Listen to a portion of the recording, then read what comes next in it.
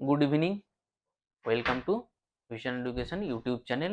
আর একটা descriptive video নিয়ে তোমাদের সামনে চলে এসেছি। ডেসক্রিপটিভ ভিডিও হলে কি হবে, তোমাদের একটু সুবিধা হবে, ওর মধ্যে থেকে কেমন প্রশ্ন আসতে পারে, এমসিকিউ প্রশ্ন কেমন হতে পারে, আইডিয়াটা তোমাদের বা কনসেপ্টটা তোমাদের একটু ক্লিয়ার হবে।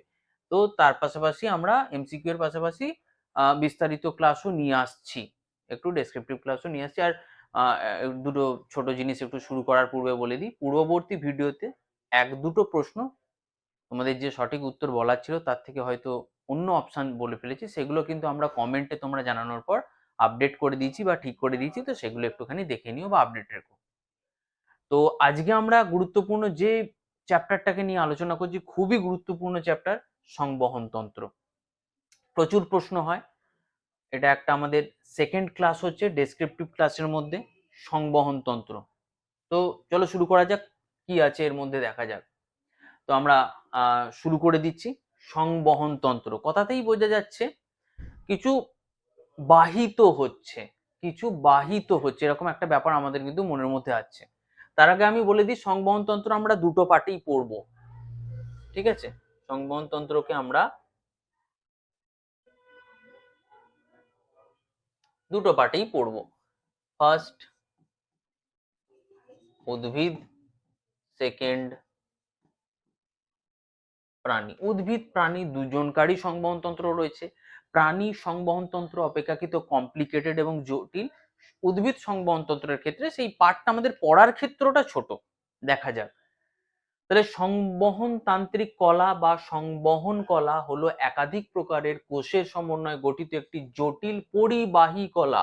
লাইনটাকে ভালো করে বুঝবে, পরিবহন বিষয় রয়েছে, ওই জন্য সংবহন। একটি সংবাহী উদ্ভিদে পাওয়া যায়। সংবহন তান্ত্রিক কলার প্রাথমিক উপাদানগুলি হলো ইম্পর্টেন্ট। তাহলে আমাদের উদ্ভিদ সংবহন তন্ত্রের প্রধান সংবহন তান্ত্রিক অংশ হচ্ছে বা কলা হচ্ছে বা পার্ট হচ্ছে জাইলেম এবং ফ্লোয়েম। এটা মনে রাখতে হবে। ওকে, এই দুটি কলা অভ্যন্তরীণভাবে তরল এবং পুষ্টি পরিবহন করে। সংবহনতান্ত্রিক কলার সাথে যুক্ত দুটি ভাজক কলাও রয়েছে, ভাস্কুলার ক্যাম্বিয়াম এবং কর্ক ক্যাম্বিয়াম। একটি নির্দিষ্ট উদ্ভিদের মধ্যে সমস্ত সংবহনতান্ত্রিক কলা একসাথে সেই উদ্ভিদের ভাস্কুলার টিস্যু সিস্টেম গঠন করে। তাহলে আমরা এবার জাইলেম এবং ফ্লোয়েম কলা সম্পর্কে একটু বেসিক ধারণাটা ক্লিয়ার করব, যার ফলে আমাদের উদ্ভিদ সংবহনতন্ত্রের পার্টটা এখানেই সমাপ্ত হয়ে যাবে বা বেশি দূর এগোবে না। নেক্সট স্লাইডে আমরা আসছি। এখানে একটা ফ্লোয়েম কলার চিত্র দেখে বোঝানো হয়েছে। সংবহন তান্ত্রিক কলার কোষগুলি সাধারণত দীর্ঘ সরু হয়। জাইলেম এবং ফ্লোয়েম উদ্ভিদ জুড়ে জল, খনিজ, পুষ্টি সঞ্চালনে সাহায্য করে, তাই অবাক হওয়ার কিছু নেই যে তাদের আকারটি নালিকার মতন হওয়া উচিত। এখানটা তাহলে কি বুঝলাম, বুঝতে পারছি? তাহলে দেখো, আমরা একটা ছোটবেলায় কথা পড়েছিলাম, উদ্ভিদ তার মূলরম কর্তৃক মাটি থেকে কৌশিক প্রক্রিয়ায় শোষিত জল ও খনিজ লবণ তার রান্নাঘরে পৌঁছে দেয়, রান্না করা অর্থাৎ গ্লুকোজ তৈরি করার ক্ষেত্রে, সালোক সংশ্লেষের ক্ষেত্রে। এবং উৎপাদিত যে খাবার তৈরি হচ্ছে, যাকে আমরা গ্লুকোজ বলছি, সেটা আবার উদ্ভিদের সমস্ত অঙ্গে ছড়িয়ে পড়ছে ফ্লোয়েম কলার মাধ্যমে।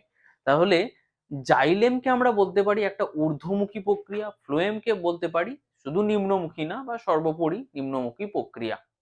জাইলেম সাধারণত জল ও খনিজ লবণকে সংবাহিত করে, ফ্লোয়েম সাধারণত তৈরি যে খাদ্য তাকে সংবাহিত করে থাকে। এই জিনিসগুলোকে একটুখানি পড়বে, জাস্ট রিডিং পড়বে, তাহলেই তোমরা বুঝতে পারবে। জাইলেম ও ফ্লোয়েম উভয় সমর্থনকারী এবং পরিগণক রয়েছে। কাণ্ড এবং মূলে জাইলেম সাধারণত কাণ্ডের অভ্যন্তরের কাছাকাছি থাকে এবং কাণ্ডের বাইরের দিকে ফ্লোয়েম থাকে। কিছু অ্যাস্টেরালিস ডাইকটের কাণ্ডে জাইলেম থেকে অভ্যন্তরে অবস্থিত ফ্লোয়েম থাকতে পারে। ওকে, নেক্সট এগোই। জাইলেম এবং ফ্লোয়েমের মধ্যে একটি ভাজক কলা রয়েছে যাকে ভাস্কুলার ক্যাম্বিয়াম বলা হয়। এই কলা কোষগুলোকে বিভক্ত করে, যা অতিরিক্ত জাইলেম এবং ফ্লোয়েমে পরিণত হয়। ঠিক আছে, এগুলো একটু রিডিং দিয়ে নেবে, আমি জাস্ট ওভারভিউটা তোমাদের বলে দিচ্ছি। কর্ক ক্যাম্বিয়াম থাকে, ফ্লোয়েমের মধ্যে বিকশিত হয়। কর্ক ক্যাম্বিয়াম গাছের পৃষ্ঠকে রক্ষা করে এবং জলের ক্ষতি কমাতে ঘন কর্ক কোষের জন্ম দেয় কাঠের। এগুলো একটা কি বলবো, ইনফরমেটিভ পার্ট জাস্ট রিডিং পড়বে, আমি ইম্পর্টেন্ট পার্ট পরীক্ষার জন্য যেগুলো সেইগুলোকে আমি বলার চেষ্টা করছি। আচ্ছা, এইবার চলে এসো নেক্সট পার্টে। কোনখানটায়? এইখানটা। This is very important. এই পার্টটা খুব গুরুত্বপূর্ণ, এই পার্টটা খুব গুরুত্বপূর্ণ। এই একটা পার্ট, এই একটা পার্ট। জাইলেম ফ্লোয়েম তো আমরা পড়লামই। জাইলেমের 4টে অংশ বা উপাদান কি রয়েছে? Tracheid, trachea, xylem parenchyma, xylem তন্তু। ফ্লোয়েমের উপাদান কি রয়েছে? সিবনল, সঙ্গীকোষ, ফ্লোয়েম প্যারেনকাইমা, ফ্লোয়েম তন্তু। কি কি রয়েছে দেখো। ফ্লোয়েম তন্তু বাস্ট তন্তু, এগুলো আমরা বলে থাকি। সাধারণত পাট গাছের তন্তু দেখো ছাড়ানো হয়ে থাকে, পাট গাছের তন্তু এর মধ্যে পড়ে। তো এই প্রশ্নগুলো অনেক সময় আসে। এর আবার অনেক ভেতরের ভেতরের প্রশ্ন আসছে, আমি জাস্ট ওভারভিউটা দিচ্ছি, পড়লে একটু পড়তে পারো। তাহলে এখান থেকে একটা প্রশ্ন তোমাদের জন্য ছেড়ে দিলাম। পাট গাছের যে তন্তু থাকে সেটা এর কোন ভাগ বা কোন অংশের নাম বলা হয়ে থাকে? ওকে।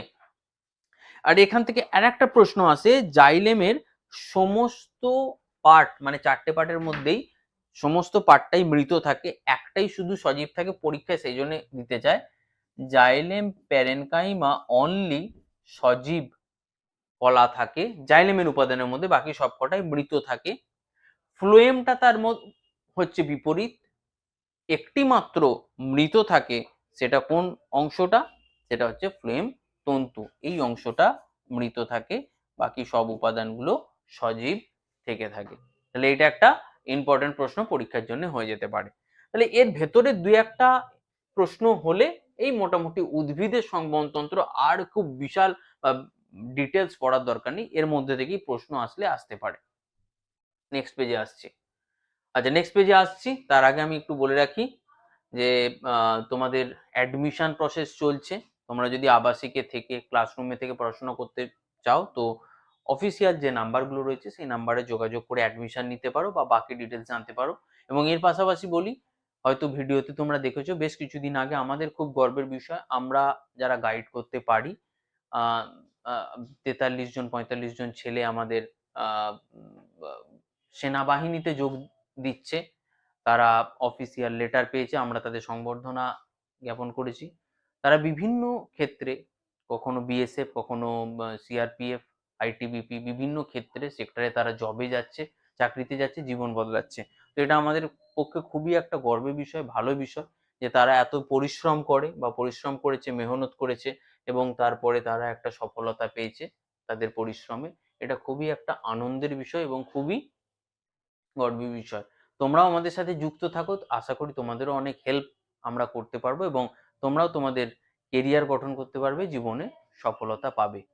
অনলাইন ব্যাচের ক্ষেত্রে যারা যোগাযোগ করতে চাইছো তারা অ্যাডমিশন হেল্পলাইনে যোগাযোগ করে আমাদের অনলাইন যে কোর্সগুলো রয়েছে সেই কোর্সগুলোকে তোমরা অ্যাভেল করতে পারো এবং অনলাইনেও ক্লাস করতে পারো।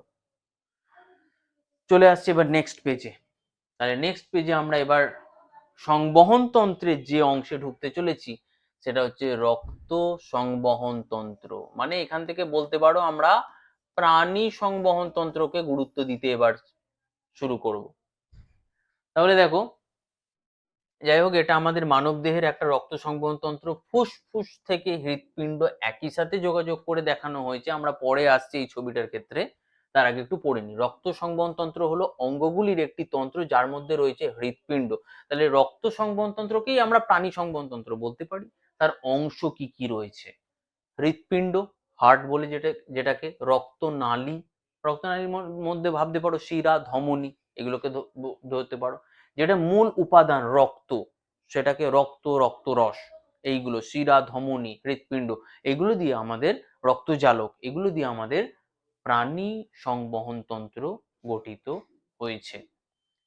যা একজন মানুষ বা অন্যান্য মেরুদণ্ডী প্রাণীর সমগ্র শরীরে সঞ্চালিত হয়। এটি কার্ডিওভাস্কুলার বা ভাস্কুলারকে অন্তর্ভুক্ত করে, যা হৃৎপিণ্ড এবং রক্তনালী দিয়ে গঠিত হয়।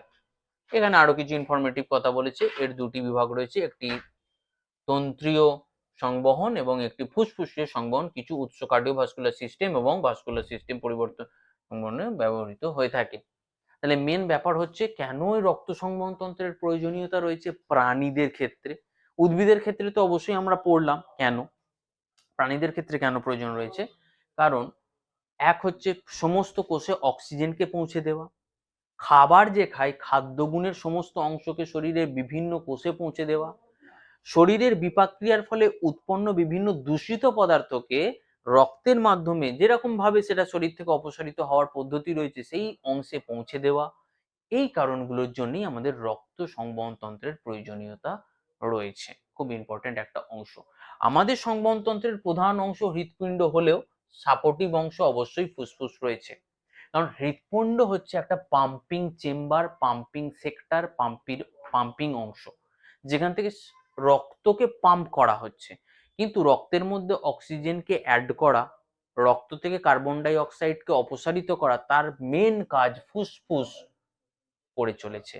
তাই অক্সিজেন এবং কার্বন ডাই অক্সাইড এই দুটো জিনিস রক্তের মধ্যে ইনক্লুড করা এক্সক্লুড করার কাজের জন্য ফুসফুস যুক্ত হয়ে ফুসফুস থেকে সরাসরি ধমনী এবং শিরার মাধ্যমে হৃৎপিণ্ডে কানেকশন করা থাকে বা কানেকশন থাকে। এইখানে সেই ডায়াগ্রামটাই দেখানো হয়েছে, যেখানে দেখতেই পাচ্ছি ফুসফুস থেকে হৃৎপিণ্ডে কানেকশন আসছে, হৃৎপিণ্ড থেকে সারা শরীরে কানেকশন যাচ্ছে। তো আমাদের সংবহন তন্ত্রের প্রধান অংশ হৃৎপিণ্ড হলেও সাপোর্টিভ অংশকে আমাদের ভুললে হবে না, সেটা হচ্ছে ফুসফুস। ওকে, দেখো ওই কারণে এখানে ফুসফুসীয় সংবহনও একটা কথাটা উল্লেখ করা হয়েছিল। নেক্সট চলে আসছি, রক্তনালীগুলোর মধ্যেকার সংযোগ হলো হৃৎপিণ্ডের গুরুত্বপূর্ণ নালী সংযোগ, যার মধ্যে বড় স্থিতিস্থাপক ধমনী, এই যে আমি যেটা বলছিলাম মূল অংশ ধমনী শিরা রয়েছে, অন্যান্য ধমনী ছোট ধমনী কৈশিক নালী বা শিরার সাথে যুক্ত থাকে। মেরুদণ্ডী প্রান্তের সংবহন তন্ত্র বন্ধ থাকে, যার অর্থ রক্ত কখনই রক্ত নালীগুলোর সংযোগ ছেড়ে যায় না। কিছু অমেরুদণ্ডী প্রাণী যেমন আর্থ্রোপোডা, আর্থ্রোপোডা একটা প্রজাতি, ওর মধ্যে অনেক প্রাণী আছে, একটি উন্মুক্ত সংবহন তন্ত্র রয়েছে। বন্ধ মানে এটাকে অনেক সময় আমরা বদ্ধ সংবহন তন্ত্র বলে থাকি। আগের পেজে চলে গেল, সরি, বদ্ধ সংবহন তন্ত্রও বলে থাকি। বদ্ধ কেন, দেখো কথাটা দেখ ভালো করে পড়ো, রক্তনালীগুলোর সংযোগ ছেড়ে যায় না, বদ্ধ। কিছু কিছু অমেরুদণ্ডী প্রাণী সাধারণত যারা প্রিমিটিভ প্রাণী তাদের উন্মুক্ত বা মুক্ত সংবহন তন্ত্র রয়েছে। স্পঞ্জ, চিরুনি জেলি এদের কোনো সংবহন তন্ত্রই নেই, ব্যতিক্রম তো সবারই আছে। তো সেই রকমই সংবহন তন্ত্র উন্মুক্ত বদ্ধর পাশাপাশি সংবহন তন্ত্রের সিস্টেমই নেই এরকমও প্রাণী রয়েছে। রক্ত হলো, এবার দেখো রক্ত আসছে একটা অংশ, রক্ত ব্লাড একটা অংশ আসছে। তো প্রথম আমরা বলি, যেটা রক্ত নিয়ে বলি, যে আমাদের বিভিন্ন কোষের সাথে সংযোগ রক্ষাকারী যে তরল পদার্থ, কারণ রক্ত তরল হয়, তরল পদার্থ তার নাম হচ্ছে রক্ত। তাহলে রক্ত থেকে বা ব্লাড থেকে রক্তের পিএইচ মাত্রা কত, অর্থাৎ এটি কেমন, পরীক্ষায় আসে। রক্ত ক্ষারীয় হয় জানো তো, 7-এর অধিকের পিএইচ মাত্রা। প্রশ্ন এটা তোমাদের জন্য এটাই রইলো, রক্তের পিএইচ মাত্রা কত, জানি না পরবর্তী স্লাইডে যদি আসে তো উত্তর পেয়েই যাবে। রক্তের চাপ থাকে, প্রেসার, যেটাকে আমরা ব্লাড প্রেসার বলি। বায়ু চাপ আছে, এয়ার প্রেসার, আমরা যে বায়ুতে আছি। তাই এটাও তোমাদের জন্য প্রশ্ন, স্বাভাবিকভাবে বায়ুর চাপ কত, স্বাভাবিকভাবে রক্তের চাপ কত। রক্তের চাপ স্ফিগমোম্যানোমিটার যন্ত্রের সাহায্যে মাপা হয়, যেখানে আমাদের মানটা দেখায় সেটা কত, এই যেরকম প্রশ্নটা বললাম। তাহলে রক্ত কি, ব্লাড কি, দুটো অংশ দিয়ে রক্ত তৈরি হয়। একটা কি, একটা অংশ প্লাজমা বা রক্তরস, যেটা আমাদের থাকে প্রায় 55%। রক্তরস বা প্লাজমার মধ্যে প্রায় 92% থাকে জল জাতীয় জিনিস, বাকি 8% কঠিন বস্তু কিছু থাকে। বাকি রক্তকণিকা, আমি রক্তকণিকা কথাটা কি বলছি, এটা থাকে আমাদের 45%। তার মধ্যে অবশ্যই লোহিত রক্তকণিকাটা বেশি থাকে। আমাদের রক্ত আনুমানিক বলা হয় 5 লিটার রক্ত থাকে, ছেলে এবং মেয়ে একটু কম বেশি অবশ্যই থাকে, মেয়েদের একটু কম ছেলেদের একটু বেশি, গড়ে 5 লিটার বলে থাকি। পরীক্ষায় এরকম বিভিন্ন প্রশ্ন দেয়, আমাদের শরীরের কত পার্সেন্ট রক্ত থাকে, এরকম বিভিন্ন রকম আমাদের শরীরে কত পার্সেন্ট জল থাকে, এই প্রশ্নগুলো কিন্তু আমাদের পরীক্ষার জন্য ইম্পর্টেন্ট। তাহলে রক্তকণিকা আবার অনেক কটা জিনিস দিয়ে তৈরি হয়, কি কি, লোহিত রক্তকণিকা, শ্বেত রক্তকণিকা, অনুচক্রিকা। কণিকা, রক্তের কণা, কণিকা তিনটে অংশ, লোহিত রক্তকণিকা, শ্বেত রক্তকণিকা, অনুচক্রিকা। এটাকে কি বলে জানো, আরবিসি, এটাকে বলে ডাব্লিউবিসি, আর এটাকে প্লেটলেট বা অনুচক্রিকা বলা হয়ে থাকে। সমন্বিত একটি তরল যা শরীরের চারিপাশে সঞ্চালিত হয়, টিস্যু মানে কলাতে অক্সিজেন এবং পুষ্টি বহন করে, এবং এটাও কিন্তু ইম্পর্টেন্ট, সবসময় গুডটা ভাবলে হবে না, এটাও শরীরের যে বিপাক ক্রিয়ার ফলে বজ্র পদার্থ উৎপন্ন হয় তাকেও নিষ্কাশিত করে, এটাও একটা কিন্তু সংবহন তন্ত্রের ইম্পর্টেন্ট কাজ। সঞ্চালিত পুষ্টির মধ্যে রয়েছে প্রোটিন এবং খনিজ, পরিবহন করা অন্যান্য উপাদানগুলি গ্যাস যেমন oxygen, carbon die oxide, hormone এবং হিমোগ্লোবিন, এটা তো একটা অংশ লোহিত রক্তকণিকার, পরে আসছি। পুষ্টি সরবরাহ, ইমিউনি সিস্টেমকে রোগের সাথে লড়াই করা, এগুলো আসছি পরে। শরীরের তাপমাত্রা এবং পিএইচ মাত্রাকে নিয়ন্ত্রণ করা হচ্ছে রক্তের প্রধান কাজ। নেক্সট চলে আসছি, মেরুদণ্ডী প্রাণীদের মধ্যে সংবহনতন্ত্রের পরিপূরক হলো লসিকা তন্ত্র। আচ্ছা, এটার একটা কিন্তু সাইডে পড়তে হয়, রক্ত এবং লসিকা তন্ত্র। এই তন্ত্রটি কৈশিক নালী থেকে ফিল্টার করা অতিরিক্ত প্লাজমা কোষের মধ্যে অন্তঃস্থায়ী তরল হিসেবে বহন করে এবং দেহ টিস্যু থেকে দূরে সহায়ক পথে অতিরিক্ত তরলকে লসিকা হিসেবে রক্ত সঞ্চালনে ফিরিয়ে দেয়। লিম্ফ, ঠিক আছে। লসিকার উত্তরণ রক্তের তুলনায় অনেক বেশি সময় নেয়। লসিকা তন্ত্র হলো একটি সাবসিস্টেম, এই সহকারী মানে কি বলবো ব্যবস্থা, রক্ত সঞ্চালন ব্যবস্থায় কার্যকারিতা করার জন্য যা অপরিহার্য। এটি ছাড়া রক্ত তরল পদার্থ ক্ষয় হয়ে যাবে। লসিকা তন্ত্র ইমিউনি সিস্টেমের সাথে একসাথে কাজ করে। ইমিউনিটি সিস্টেম পরে আসছি।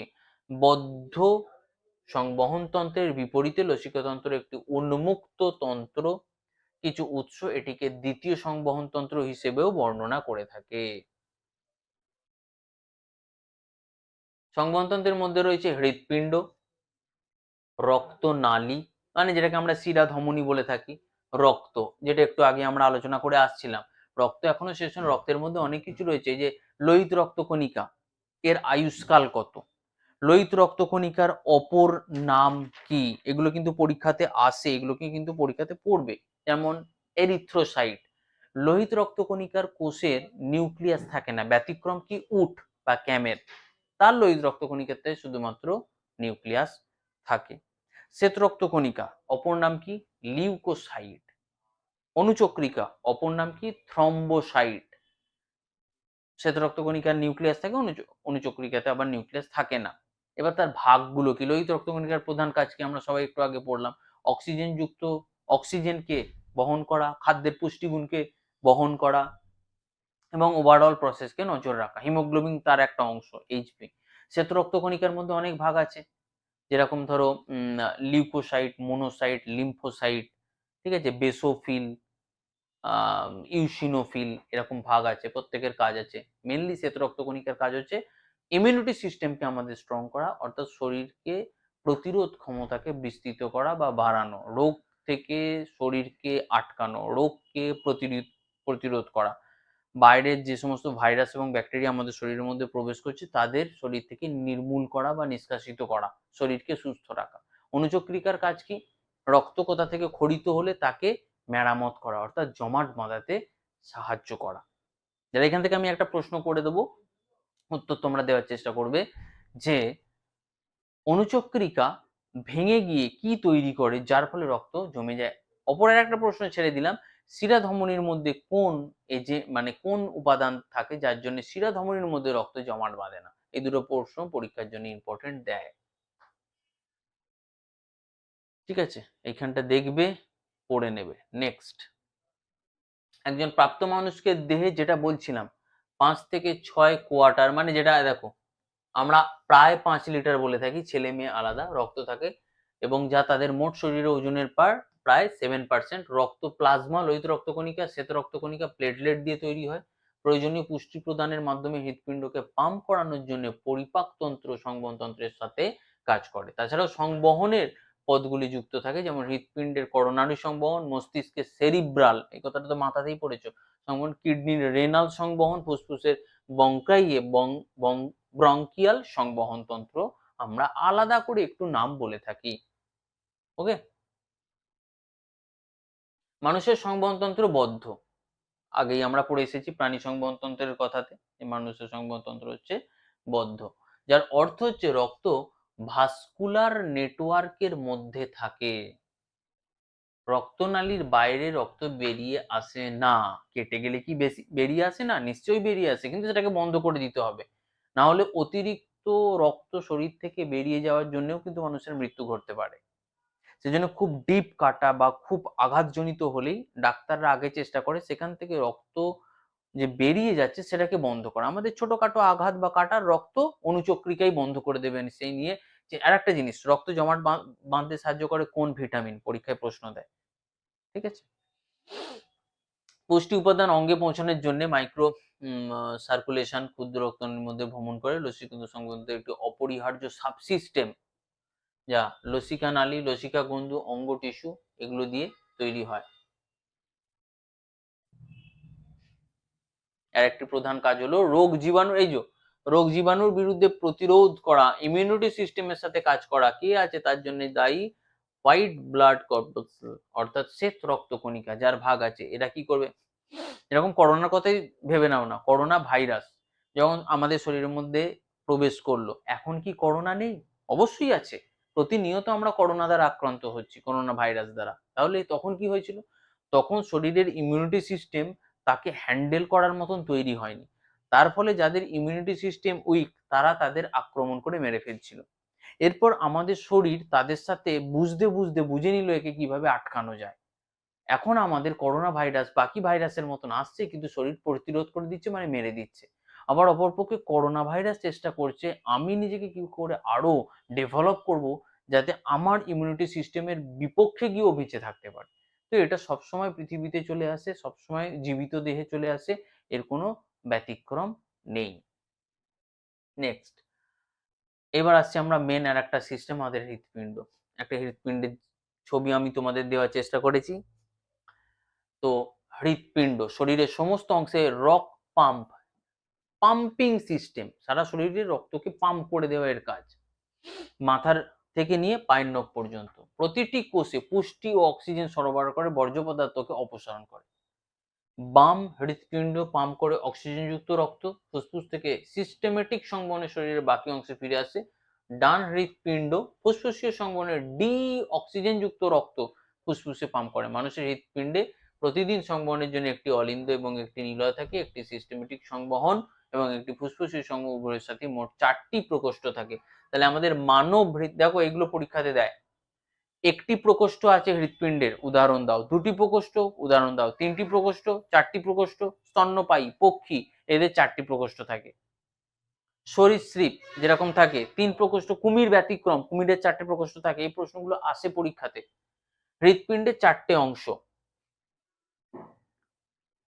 ডান অলিন্দ, ডান নিলয়। ছবিটা আমরা সামনে থেকে দেখে বাম লাগছে, কিন্তু এইভাবে ছবিটাকে দেখো, এই দিকটা ডানই হচ্ছে। বাম নিলয়, আর কোথায় গেল বাম অলিন্দ।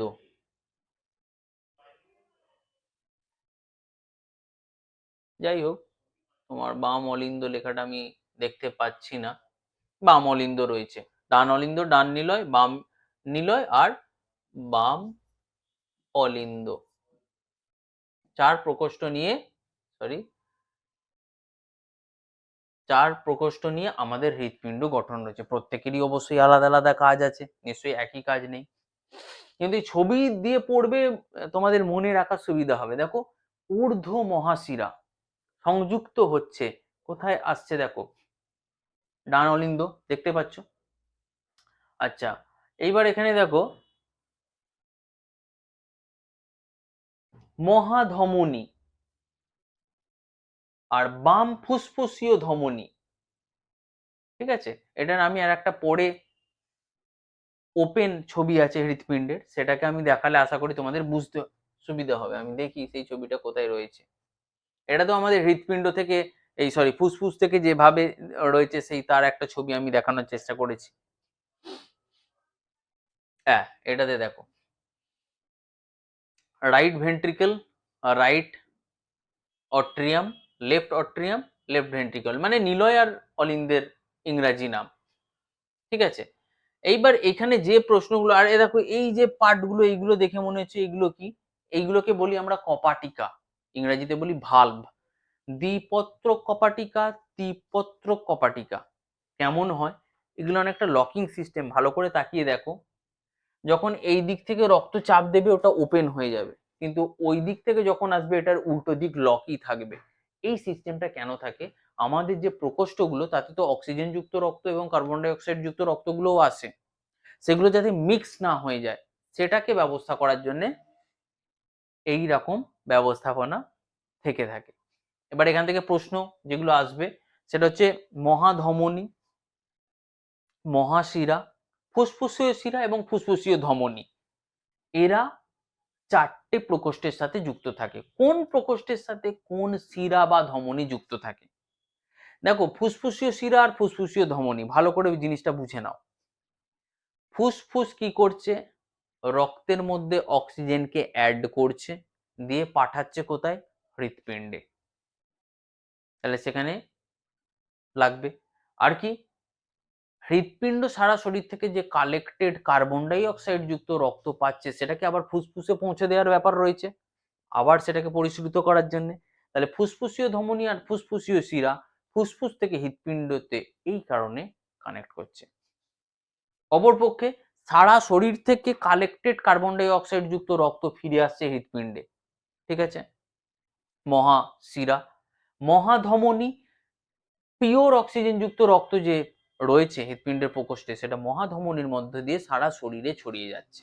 তাহলে এই চারটে মেজর জায়গা, ফুসফুসীয় ধমনী, ফুসফুসীয় শিরা, মহাধমনী, মহাশিরা, যেগুলো আমাদের প্রকোষ্ঠের সাথে যুক্ত থাকে। এবার তাহলে কোন প্রকোষ্ঠে কি যুক্ত রক্ত, এটা একটা প্রশ্ন চলে আসবে। অক্সিজেন যুক্ত রক্ত না কার্বন ডাই অক্সাইড যুক্ত রক্ত, এগুলো আমাদের তখন চলে আসবে।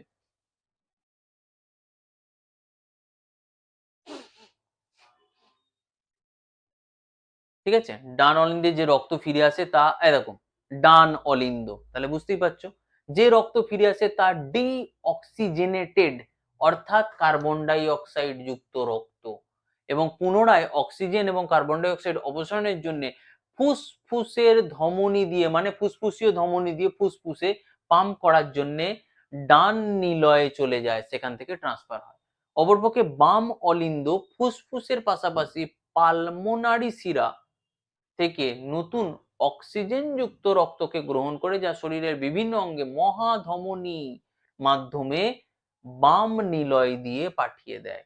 শরীরের সব থেকে স্ট্রং, হার্টের সব থেকে স্ট্রং অংশ এটা, এবং এখান থেকে সারা অক্সিজেন যুক্ত রক্ত সারা শরীরে চলে যাচ্ছে সেই কারণে। ওকে, এই ছোট পয়েন্টগুলো ইম্পর্টেন্ট থাকে পরীক্ষার জন্য। এক লাইন দিলে গন্ডগোল হয়ে যায়, কারণ সবকটাই তো একই রকম নাম না। ফুসফুসীয় সংবহন হলো কার্ডিওভাস্কুলারের একটি অংশ যেখানে অক্সিজেন শূন্য রক্ত হৃৎপিণ্ড থেকে পালমোনারি ধমনীর মাধ্যমে ফুসফুসে পাম্প করা হয়। ফুসফুসীয় শিরার মাধ্যমে অক্সিজেন যুক্ত হৃৎপিণ্ডে ফিরে আসে। উচ্চতর ভেনা কেভা থেকে এগুলো একটু ইনফরমেটিভ জায়গা, পড়ে নিও, ঠিক আছে? দেখে নিও। ধমনী, এবার দেখাচ্ছে ধমনী কি। অক্সিজেন যুক্ত রক্ত অন্ধচন্দ্রাকৃতি মহাধমনী কপাটিকার মাধ্যমে বাম নিলয় ত্যাগ করার সময় সিস্টেমেটিক সংবহনে প্রবেশ করে, এবং প্রথম অংশ হলো মহাধমনী, যা একটি বিশাল ও পুরী প্রাচীর যুক্ত ধমনী। মহাধমনী কেন কথা বারবার বলছি, এটাই মেন, খিলান করে এবং শাখা দেয় যা শরীরের ওপরের অংশ থেকে এ কোন স্তরে রয়েছে তার ডিটেলস দিয়েছে, প্রবেশ করে, নিচে আসে এবং পেট, শ্রোণী এই সমস্ত অংশগুলোকে যুক্ত করে। মহাধমনী দেহের স্থিতিস্থাপক, সারা শরীরে রক্তচাপ বজায় রাখতে সাহায্য করে। হৃৎপিণ্ড থেকে প্রায় 5 লিটার রক্ত গ্রহণ করে, তখন এটি পিছিয়ে যায়, রক্তচাপ স্মন্দিত হয়, মহাধমনী ছোট ধমনীতে বিভক্ত করে। এবার দেখো না, এই হৃৎপিণ্ডের এটাইতে সিস্টোলিক ডায়াস্টোলিক কথাটা এসেছে না, মানে আমি হৃৎপিণ্ডে অক্সিজেন যুক্ত রক্ত ফুল হলো, তার প্রেসার কত, হৃৎপিণ্ড থেকে সারা শরীরে রক্ত যাওয়ার পর কতটা রক্ত পড়ে রইল তার প্রেসার কত, এটা কি সিস্টোলিক আর ডায়াস্টোলিক, এই প্রেসারটাকে মাপা হয়, তাই না? শিরা, তাহলে হৃৎপিণ্ড আর শিরা চেনার ব্যাপার আছে। দেখবে আমাদের শরীরের যদি আমরা দেখি, কিছু জায়গা নীলাভ নীলচে লাগে, আর কিছু গুলোকে লালচে মতনই লাগে, নর্মাল লাগে, ওইটাই শিরা আর ধমনী চেনার উপায়। কৈশিক নালীগুলো একত্রিত হয়, আমি লাইনগুলো রয়েছে একটু পড়ে নেবে। তাহলে আমরা শিরা পড়লাম, ধমনী পড়লাম, হৃৎপিণ্ড পড়লাম। ইম্পর্টেন্ট প্রশ্নগুলো একবার সামারাইজ করে দিই। রক্ত, রক্ত কি দিয়ে তৈরি হয়? না রক্তরস বা প্লাজমা, যেটা 55% থাকে, যার মধ্যে 92% জল জাতীয় জিনিস থাকে, 45% রক্তকণিকা, লোহিত রক্তকণিকা, শ্বেত রক্তকণিকা, অনুচক্রিকা। তাদের কি ভাগ, কোথা থেকে তৈরি হয়, আয়ুষ্কাল কত, কি কাজ, ভেতরে পুরো ডিটেল প্রশ্ন পরীক্ষার জন্য ইম্পর্টেন্ট। তারপরে ধমনী, তাহলে ধমনীর মধ্যে আলাদাভাবে কোনো ইম্পর্টেন্ট প্রশ্ন নেই, ধমনীর মধ্যে এটাই, ফুসফুসীয় ধমনী, মহাধমনীর কি কাজ, কোন অংশের সাথে যুক্ত থাকে, এইগুলোই। শিরার ক্ষেত্রেও তাই, ঠিক আছে। আর হৃৎপিণ্ড ইম্পর্টেন্ট, 4টে প্রকোষ্ঠ, কার কটা প্রকোষ্ঠ থাকে সেটা তো একটা প্রশ্ন হলেই। মানব হৃৎপিণ্ডের মধ্যে কোন প্রকোষ্ঠ কি যুক্ত রক্ত সংবহন করে, কোনটা কার সাথে যুক্ত থাকে, শিরার সাথে কোনটা, ধমনীর সাথে কোনটা, কোনটা কার্বন ডাই অক্সাইড যুক্ত রক্ত, কোনটা অক্সিজেন যুক্ত রক্ত গ্রহণ বর্জন করে। এগুলোকে একটা সামারাইজ করে ফেলবে খাতাতে বা জায়গাতে, তোমার পড়তে এবং বুঝতে সুবিধা হবে। শিরা, এরও ইনফরমেটিভ জায়গা রয়েছে, এবার পড়ে নেবে। হৃদরোগ, এবার যখন যন্ত্র রয়েছে তার রোগ তো হবেই, তাহলে প্রধান রোগ কি কি হতে পারে। দেখো, প্রধান আমাদের মাথাতে সাধারণত যেটা আসে, এর পাম্পিং এবিলিটি, যেটা এসএ নোড, সিনো অরিকুলার নোড নিয়ন্ত্রণ করে, এটার কার্যকারিতা কমে গেলে এই যে পাম্পিং ক্ষমতাটা কমে যেতে পারে। তাহলে পাম্পিং ক্ষমতা আমরা কিভাবে মাপি, পালস, মিনিটে আমরা বলি না 72 বার হওয়া উচিত সংকোচন প্রসারণ, তাহলে এটাই তার পাম্পিং এবিলিটি কমে যাওয়া, মানে কি হচ্ছে, আস্তে আস্তে তার ব্যাটারি শেষ হয়ে যাচ্ছে, সোজা কথা বলতে গেলে। আর কি হতে পারে রোগ, হৃৎপিণ্ডের কথায় আসছি। হৃৎপিণ্ড পুরোপুরি শিরা এবং ধমনী নিয়ে কানেক্টেড, যার মধ্যে অক্সিজেন এবং কার্বন ডাই অক্সাইড যুক্ত রক্ত আদান প্রদান হচ্ছে। তাহলে এই শিরা আর ধমনীগুলোকে যদি আমরা পাইপের মতন ভাবি, তার মধ্যে যদি পথ সরু হয়ে যায়, তাহলে সেই ক্ষেত্রে ফুল প্রেসারে রক্ত সারা শরীরে যাওয়া বা আসার ক্ষেত্রে সমস্যা হতে পারে। এইগুলোই মেনলি হৃৎপিণ্ডের রোগ হতে পারে বা সমস্যা হতে পারে। যে সকল রোগ কার্ডিওভাস্কুলার সিস্টেমকে প্রভাবিত করে তাদেরই হৃদরোগ বলা হয়ে থাকে। লাইফস্টাইল রোগ অনেক সময় বলা হয়ে থাকে, কারণ আমাদের জীবনযাপনের অঙ্গ ভঙ্গিমার উপরে এই জিনিস নির্ভর করেন, কারণ এগুলো সময়ের সাথে সাথে বিকশিত হয়। একজন ব্যক্তির ব্যায়ামের অভ্যাস রাখা, খাদ্যাভ্যাস রাখা, সে ধূমপান করে না, সে মদ্যপান করে না, একজন ব্যক্তির অন্যান্য জীবনধারা পছন্দের সাথে সম্পর্কিত থাকে। মাঝারি এবং বড় ধমনীর দেওয়ালে ছোট ছোট এথেরোম্যাটাস ফলক তৈরি হয়, এটি সেজন্য ধমনীকে আটকানোর জন্য বাড়তে পারে বা ফেটে যেতে পারে। তীব্র কর্ণ সিন্ড্রোমের এটি ঝুঁকির কারণও হতে পারে এবং অক্সিজেনযুক্ত আকস্মিক ঘাটতি চিহ্নিত হতে পারে। তার মানে সোজা কথা, আমাদের স্যাচুরেটেড ফ্যাটের জায়গায় আনস্যাচুরেটেড ফ্যাটের খাবার অভ্যাস করতে হবে, শরীরে যাতে তোমার কোলেস্টেরলের মাত্রা না বৃদ্ধি পায় সেদিকে নজর রাখতে হবে, কারণ কোলেস্টেরলের মাত্রা বৃদ্ধি পেলে আমাদের রক্ত থিকনেস আসতে পারে, তার ফলে এই যে শিরা এবং ধমনীর রাস্তা সেটা সরু হয়ে যেতে পারে, যে পরিমাণ প্রেসার হৃৎপিণ্ডে আসা বা যাওয়ার ক্ষেত্রে প্রয়োজন সেটা কমে যেতে পারে, শরীরের সব অংশ সমান রক্ত না পেতে পারে, তখনই শরীরের সমস্যা তৈরি হতে পারে। বিশেষ করে মস্তিষ্কে ঠিক করে পাম্প করে রক্ত যদি পৌঁছতে না পারে, তাহলে সেখানে হ্যামারেজ হতে পারে, মস্তিষ্কে রক্তক্ষরণ হতে পারে, এই সমস্ত সমস্যাগুলো দেখতে আমরা পেতে পারি। ধমনীর ডিটেল আছে, আরো এই সমস্ত কথা আছে, তোমরা পড়ো। আমি মোটামুটি বেসিক জিনিসগুলো তোমাদের সাথে আলোচনা করা হলো। হৃদরোগগুলো জন্মগত প্রকৃতিও হতে পারে, অনেক শিশু জন্মগ্রহণ করে হৃৎপিণ্ডে ছিদ্র নিয়ে, আমরা এরকম শুনেছি, বা হৃৎপিণ্ডের কোনো রোগ নিয়ে, হতেই পারে, কারণ এটা প্রাণী দেহ কমপ্লিকেটেড জায়গা, তাহলে সেই ক্ষেত্রে সেটাকে মেরামত করা হয়। হৃৎপিণ্ডে যদি কোনো কারণে আমরা ফুটো কথা বলে থাকি, অর্থাৎ ছিদ্র থাকে, অনেক সময় কি হয়, ওই যে দ্বিপত্র ত্রিপত্র কপাটিকার কথা বললাম, ভালভ, তার ত্রুটি দেখতে পাওয়া যায়। তো বিভিন্ন রকম এই রোগকে ডাক্তারি পরিভাষায় চলে যেতে হবে, তখন ডাক্তার কিভাবে চিকিৎসা করে না, অবিরাম বিভিন্ন এখানে কথা বলেছে, সংবেদনতন্ত্রের রোগ জন্মগত সম্পর্কিত বড় সংখ্যক বৈশিষ্ট্য, সংবেদনতন্ত্র দেখো এখানে লিখেছে,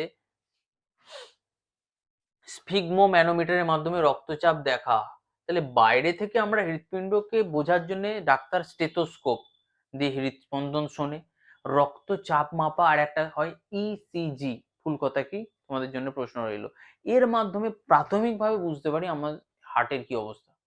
এছাড়াও হল্টার মনিটরিং সিস্টেম রয়েছে, ইকো কার্ডিয়াম মানে কার্ডিওগ্রাফি সিস্টেম রয়েছে, যার ফলে আমরা বাইরে থেকে বুঝতে পারি যে হৃৎপিণ্ডের কোনো সমস্যা বা কি রয়েছে কিনা সেটা, ঠিক আছে। এই যে ইলেকট্রোকার্ডিওগ্রাম ব্যবহার করা হয়ে থাকে।